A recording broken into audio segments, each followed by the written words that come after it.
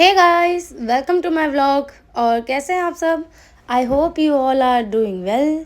तो आज मैं जा रही हूँ अपने घर वापस। मैं 1 महीने के लिए आई थी और वो 1 महीना कैसे ख़त्म हो गया पता ही नहीं चला।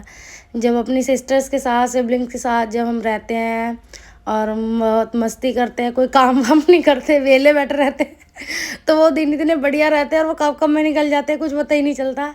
ऐसे मेरा भी 1 महीना ऐसे ही निकल गया, इधर उधर घूम के, मस्ती करके और वेब सीरीज़ देख के मैंने इस बार बहुत सारी वेब सीरीज़ देखी है क्योंकि मुझे अपने घर पे टाइम नहीं लगता, क्योंकि वहाँ मैं काम करती हूँ और यहाँ मैं वेली थी, यहाँ मुझे कुछ काम था नहीं।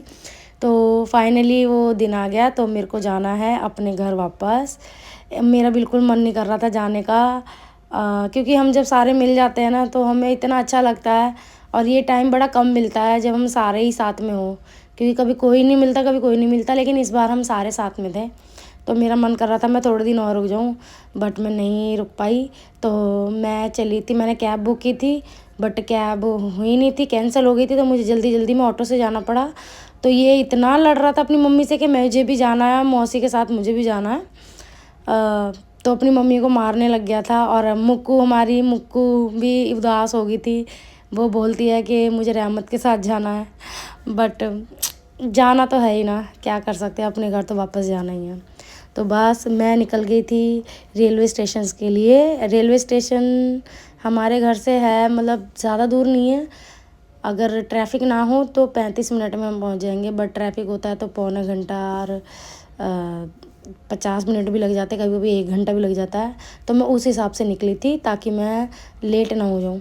ये है तिब्बतन मार्केट। अगर जो दिल्ली में रहते हैं लोग उनको ज़रूर पता होगा, जनपद के पास है। यहाँ इतना अच्छा सामान मिलता है, इतना अच्छा सामान मिलता है। शो पीस मिलते हैं सजावट के लिए, डेकोरेशन के लिए। और ये है जनपद मार्केट। ये जो सरोजनी नगर मार्केट जाते होंगे, पालिका बाज़ार जाते होंगे, उनको जनपद मार्केट का भी बिल्कुल पता होगा, आई एम श्योर। तो ये है सीपी। यहाँ मैं सीपी में ही अपने दोस्तों से मिलती हूँ, और मैं अपने हस्बैंड से भी सीपी में ही पहली बार मिली थी। तो यहाँ से मेरी बहुत सारी यादें जुड़ी हुई है।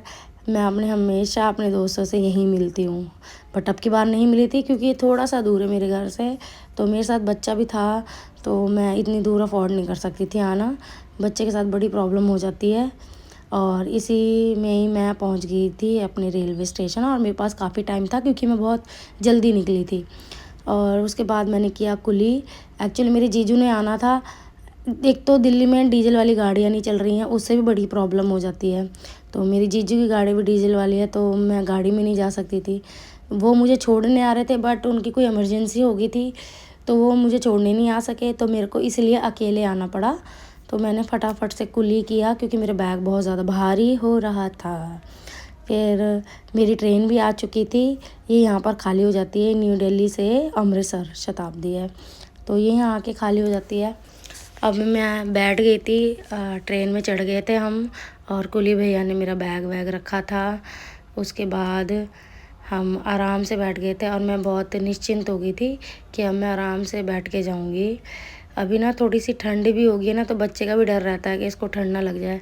लेकिन कभी कभी गर्मी हमें लगती है, मुझे ऐसा लगता है कि इसको भी गर्मी लग रही होगी, बट ठीक है, बच्चे को थोड़ा ढक के रखना चाहिए क्योंकि इसकी थोड़ी सी तबीयत भी ख़राब हो गई थी।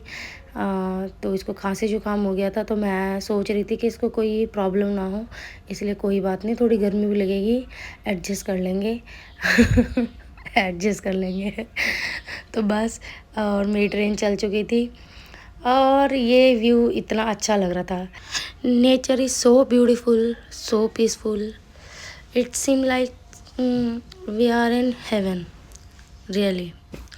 तो इतना सुंदर लग रहा था, तो ये तो मुझे कैप्चर करना ही करना था। इतना अच्छा व्यू था, और इस व्यू को देख के ना दिल को इतनी शांति मिल रही थी। कोई भी देखेगा सबको ही मिलेगी, क्योंकि नेचर ऐसी ही चीज़ है जो सैडनेस को भी हैप्पीनेस में चेंज कर देती है। और उसी में मेरा आ गया था नाश्ता, जिसमें थे रोस्टेड आलमंड, चीज़ सैंडविच, एक था पतीसा, और एक थी कचौरी, और आ गई थी हमारी चाय। तो हमने किया था नाश्ता, थोड़ा थोड़ा मैंने रहमत को खिलाया था और ज़्यादा ज़्यादा मैंने खाया था। क्योंकि बच्ची है ना छोटी, इसको ज़्यादा कुछ दे नहीं सकते बाहर का, ये सारी चीज़ें। वैसे मैं इसको बाहर का ज़्यादा देती भी नहीं हूँ। और बस ये खिचड़ी खा लेती है, दलिया खा लेती है, ओट्स खा लेती है, या जो मैं खाना खा रही हूँ तो उसमें से थोड़ा बहुत खा लेती है। अदरवाइज़ मैं इसको बाहर का ज़्यादा देती नहीं कुछ भी खाने के लिए। तो ये कर रही थी मस्ती ट्रेन में, इसको पकड़ रखा था इसने कि ये इसको नीचे करेगी, बट बेचारी छोटी है ना, इसे नीचे होता नहीं है, तो बहुत मस्ती कर रही थी। इतने में ही फिर मेरा आ गया था सूप। ये पहले असेंबल करना था, तो मैंने सारा पाउच डाला, इसमें मक्खन डाला, थोड़ी सी काली मिर्च और थोड़ा सा सॉल्ट, और फिर भैया लेके आ गए थे गरम पानी। फिर गरम पानी डाल के मैंने बना लिया था सूप, और मैंने फिर पिया था सूप। फिर हम थोड़ी देर बैठे रहे, रहमत भी सो गई थी। उसके बाद आ गया था मेरा खाना, और मेरा स्टेशन भी आने वाला था। तो खाने में था पनीर, राइस, दाल और ड्राई पोटैटो, दही और पिकल। उसके बाद आई थी आइसक्रीम। आइसक्रीम मैं खाती नहीं हूँ, और मैंने वैसे भी नहीं खानी थी क्योंकि बहुत ठंडी होती है। और आ गया था मेरा स्टेशन, मैं उतर गई थी। लोग बहुत हेल्पफुल होते हैं, तो मेरा बैग भी उन्होंने उतार दिया था, मुझे भी आराम से उन्होंने उतरने दिया था। इतने में मेरे हस्बैंड आ गए थे, और हस्बैंड देख के अपनी बेटी को इतने खुश हुए, इतने खुश हुए कि उनको पता ही नहीं है कि उनकी बीवी भी आई है। मुझसे तो ये मिले ही नहीं, ना मुझसे हालचाल पूछा, ना मुझसे मिले, बस आते ही अपनी बेटी गोद में ले लिया और उसी को खिला रहे थे। मुझे इतना गुस्सा आया ना, मतलब हमारी कोई वैल्यू ही नहीं है। हाँ। फिर हम अपनी गाड़ी का वेट कर रहे थे, क्योंकि चाबी जो थी वो भैया के पास थी, पर्ची वाले भैया जो पार्किंग में होते हैं। फिर उनसे हमने चाबी ली, उसके बाद हम निकल गए थे घर के लिए, और हम पहुंच गए थे घर। और इसके दादा दादी कर रहे थे इसका वेट बहुत बेसब्री से, क्योंकि 1 महीने से ये मिली नहीं थी। तो बस इस व्लॉग में इतना ही।